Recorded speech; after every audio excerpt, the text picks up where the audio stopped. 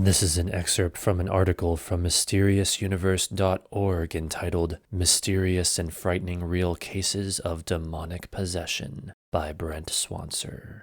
In the 1800s, we have the chilling story of Gottliebin Dittus, a 28-year-old resident of the rural German village of Mottlingen, located within the Black Forest. Raised within a strictly Lutheran family, Dittus had an oppressively religious, highly superstitious upbringing. After her parents died when she was quite young, Dittus lived with her siblings and continued to attend services run by a fire and brimstone, almost fanatical pastor and theologian named Johann Christoph Blumhardt. In 1842, the people living near the Dittus home and passersby began to notice strange noises emanating from the home during the dark hours of night, some of which sounded rather jarring and decidedly violent in nature. Suspecting that there was some sort of abuse going on there, a doctor and some other locals stayed there for a night and witnessed things they could not explain, such as objects or furniture moving on their own and strange thuds, scrapes, and bangs that seemed to issue forth from the very walls, leading them to the conclusion that the house was haunted. The eerie phenomena continued, and on top of this, other strange things began to happen. Dittus began to claim that she was being visited at night by the ghostly apparition of a woman holding a baby in her arms, and she was prone to having sudden blackouts, on one occasion going into an unresponsive, trance-like state for an entire day before snapping out of it as if nothing had happened and with no memory of what had happened. There were whispers around the village that the Dittus house was haunted, cursed, or both. Since the paranormal activity seemed to be focused most intensely on Gottliebin, she was sent to live with a cousin, and the haunting apparently followed her to her new home, leaving the other siblings in peace. The young woman's plight captured the attention of Reverend Blumhardt himself, who came to visit Gottliebin and came to the conclusion that she was in fact possessed by a demon after witnessing evidence such as convulsive fits, speaking in different voices, and intense bouts of uncharacteristic cursing and profanity. Her siblings also claimed that she would sometimes go into a trance and violently attack them for no reason, after which she would not remember a thing. Blumhardt took it upon himself to take her under his care and offer her spiritual support through her terrifying ordeal, and during his regular visits she confided in him some bizarre information indeed. Gottliebin claimed that when she had been just an infant, evil spirits had tried to kidnap her but had been driven away by the power of her mother's protective prayers, and she also insisted that her aunt was a witch. Things progressed to the point where an entity allegedly would possess Gottliebin to speak with Blumhardt directly. During these spooky conversations, the woman would speak in a voice that was not her own, and the spirit claimed to be the one who had visited Gottliebin in the night. She told the pastor that she was a widow who had murdered 2 people during her life, and that these cruel acts had drawn the devil into her, meaning that the case had become the rather curious situation of the devil possessing a spirit who was in turn possessing a human being. However, this was not the only spirit who was apparently tormenting the girl, and more began to make themselves known as the months went on, until eventually there were apparently hundreds of them residing within this one young woman. Interestingly, many of these other spirits made the same claim as the original, that they were in fact victims of demonic possession as well, with some of them claiming to have sought refuge within the woman to try and escape the evil. Alarmed, Blumhardt immediately began the ritual of exorcism, which caused an escalation in the strange phenomena surrounding the girl. She became even more violent and unruly, needing to be restrained at times. Her venomous, blasphemous ranting became worse, and she exhibited the horrifying habit of vomiting forth sand, glass, nails, and copious amounts of blood. At one point, Gottliebin told the pastor that some of the possessed spirits within her had left her body to go run amok thousands of miles away, where they had allegedly caused an earthquake. Bizarrely, news would come not long after that there had indeed been a devastating quake in the West Indies, which Gottliebin could not have possibly known about, which only further convinced Blumhardt that the possession was genuine and strengthened his resolve to follow through with the exorcism to the end. The end would be a long time coming. The exhausting exorcism dragged on for nearly 2 years, with the demon-infested spirits becoming more desperate and violent as their hold on the girl weakened. Some of the spirits purportedly were especially defiant, threatening Blumhardt and his family with physical violence and death. According to the account, these spirits actually ejected themselves willingly out of Gottliebin in order to attack her sister, Katharina, who also became possessed much as her sister had been. Blumhardt was purportedly able to face off against both possessed women and, perhaps realizing that they were no match for the the priest left the women one by one, after which Gottliebin supposedly said, quote, "Jesus is victor," end quote. The exorcism made Blumhardt into quite a celebrity and almost a hero at the time, and hundreds of people began to flock to his church from all over the surrounding areas to hear his sermons. He did nothing at all to shy away from this newfound popularity, and indeed started making bold claims that he could cast out any evil spirit at any time and also perform healings. To this end, Blumhardt opened a retreat at a thermal spa in 1853 that was claimed to be able to cure all manner of illnesses, disabilities, and health conditions. Apparently, Gottliebin herself joined up with Blumhardt to help in his cause. In 1850, Blumhardt also wrote a book about the harrowing exorcism called Blumhardt's Battle. He would continue to run his spa and retreat and perform faith healings on people from far and wide until his death in 1880.